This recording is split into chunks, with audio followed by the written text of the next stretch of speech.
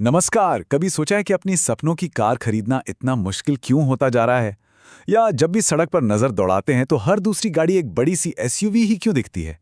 अगर हाँ, तो आप अकेले नहीं हैं।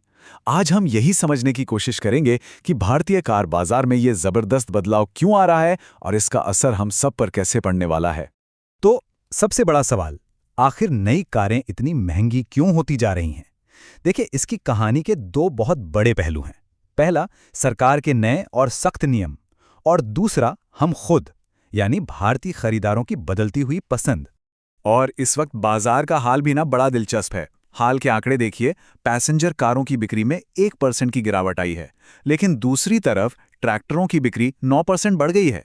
इससे एक बात तो साफ है कि शहरी डिमांड थोड़ी सुस्त पड़ रही है, जबकि ग्रामीण भारत में अभी भी खरीदारी का जोर बना हुआ है। तो चलिए पहले पहलू पर आते हैं, सरकार की नई नियम पुस्तिका। ये नियम पर्यावरण के लिहाज से तो बहुत अच्छे हैं, लेकिन हमारी जेब पर थोड़ा भारी पड़ने वाले हैं। अब आपने ये शब्द शायद सुना हो, कैफे, CAFE। नहीं नहीं, ये कॉफी पीने वाली जगह की बात नहीं हो रही। इसका पूरा मतलब है कॉर्पोरेट एवरेज फ्यूल एफिशिएंसी। अगर इसे आसान भाषा में समझें तो ये सरकार के बनाए वो नियम हैं जो तय करते हैं कि कोई भी कार कितना धुआं यानी CO2 छोड़ सकती है। और यहीं पर सारा खेल बदल रहा है। देखिए, अभी जो 1000 किलो से कम वजन की गाड़ियां हैं, उनके लिए CO2 की लिमिट है 113 ग्राम प्रति किलोमीटर। लेकिन 2027 तक सरकार इसे घटाकर सिर्फ 91 से 95 ग्राम करने वाली है, मतलब करीब करीब 20% की कटौती। ये कंपनियों के लिए एक बहुत बड़ा टेक्निकल चैलेंज है। तो अब इन सख्त नियमों का सीधा सीधा मतलब क्या है? इसका मतलब है कि कंपनियों को अपनी टेक्नोलॉजी पर भारी पैसा खर्च करना पड़ेगा। नए इंजन बनाने होंगे, हल्के मटेरियल इस्तेमाल करने होंगे। और जब रिसर्च एंड डेवलपमेंट पर इतना खर्चा होगा, तो जाहिर है गाड़ी बनाने की लागत भी बढ़ेगी। और ये लागत आखिरकार हमारी आपकी जेब से ही तो जाएगी। इसका सबसे ज्यादा असर पड़ेगा छोटी हल्की कारों पर, जो भारत की सड़कों की पहचान रही हैं। और ये असर कितना बड़ा होगा?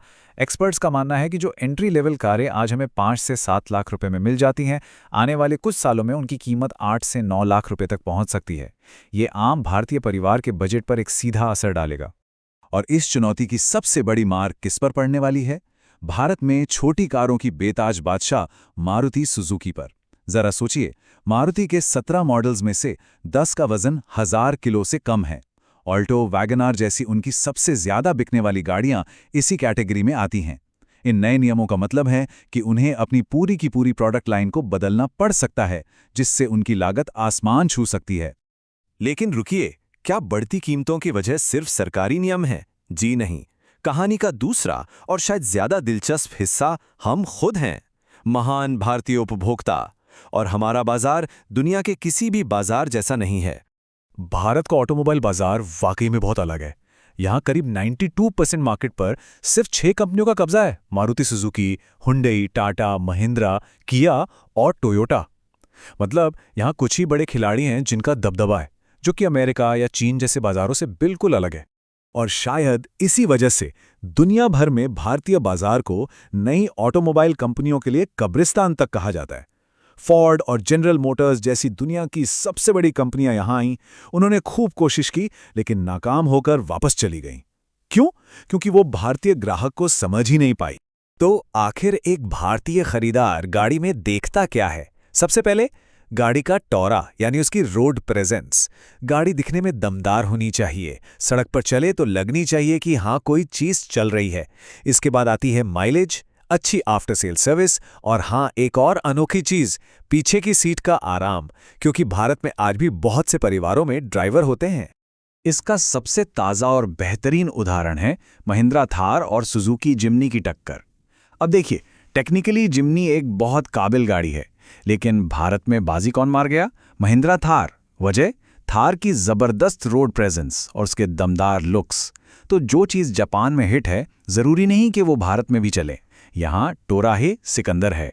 तो जब ये दोनों चीजें एक साथ मिलती हैं, एक तरफ सख्त सरकारी नियम और दूसरी तरफ हमारी तोरे वाली पसंद, तो भविष्य का बाजार कैसा दिखने वाला है? चलिए एक नजर आगे की राह पर डालते हैं। और भविष्य पूरी तरह से SUVs का है।